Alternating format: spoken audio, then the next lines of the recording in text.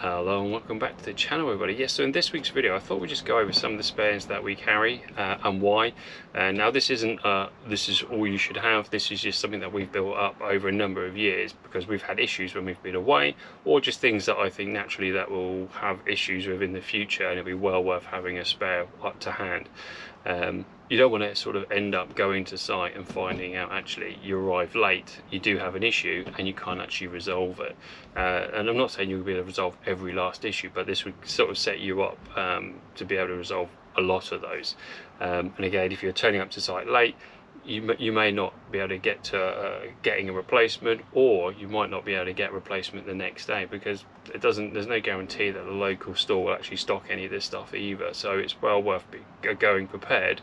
And also, this isn't that expensive to get this sort of spares list together, so it's not a case of you've got to sort of fork out 40, 50, 100 pounds worth of spares. It's minimal, and again, it's well worth having.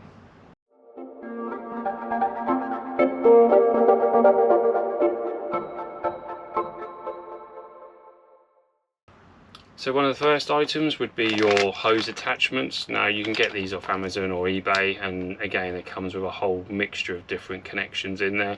Either they're going to be your sort of connections that connect two hoses together, or if they're just actually the hose adapter itself. But quite commonly you forget these, or you leave them on there, or they crack. So again, get different kinds. You get metal, but again I think it's well worth having a pack of these, and like I say, very minimal in terms of cost, but also they come with the O-rings and everything else within that pack as well, so well worth a look. And any of these items, I'll leave a link in the description below if that helps you out at all.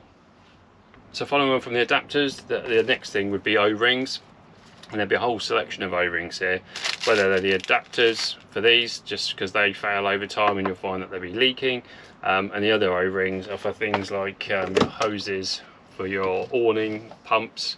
They go over time, so they need to be looked after, and depending on your water system you'll have O-rings on the end. Now these are the things that have failed for us in the past, and getting this kind of O-ring when you're away is going to be hard work unless somebody's actually got some spares actually in and around the campsite.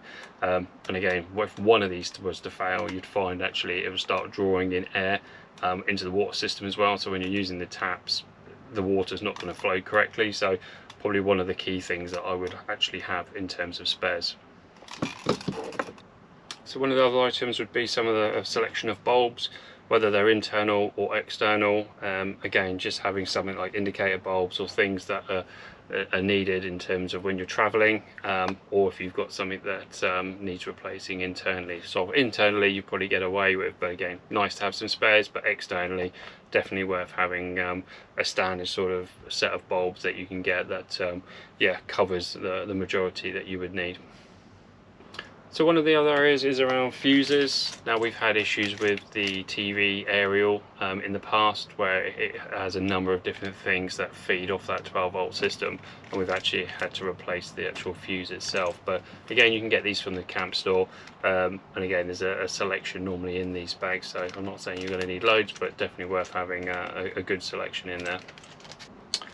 So something else that might be helpful is Jubilee clip. Again, obviously to tighten up different pipes of your water system depending on what your setup is, but yeah, definitely worth having one of these in the bag or two, where we've definitely had use of these in the past, whether they've been something that we've replaced or just something that's helped us out to keep something in place.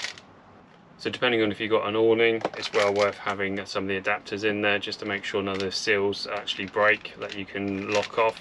The other thing is obviously having some kind of repair kit if you have issues with the inner tubes of your awning, depending if you've got an inflatable one or not. So another item is the actual friction pads on the tow bar. These come with the washers and the actual pads themselves. Not something that we've had to use yet, but I know this will be something that we'll have to do in the near future, so I got these with more of a case of just in case.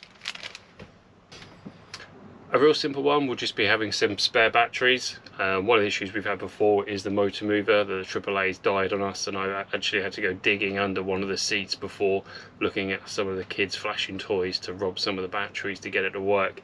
And without that, A, we wouldn't have got it off our pitch, and B, when we got the caravan back to the house, we wouldn't have got it on our driveway. So yeah, just sometimes it's just some basic simple things like batteries, definitely worth having an array of different types.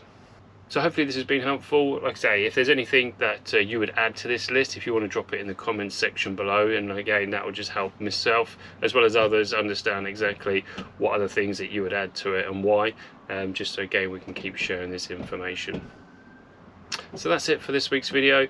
If you've got any comments, drop them below. Any questions along those lines, again I'll come back and answer those, and if not, I will see you all on the next one.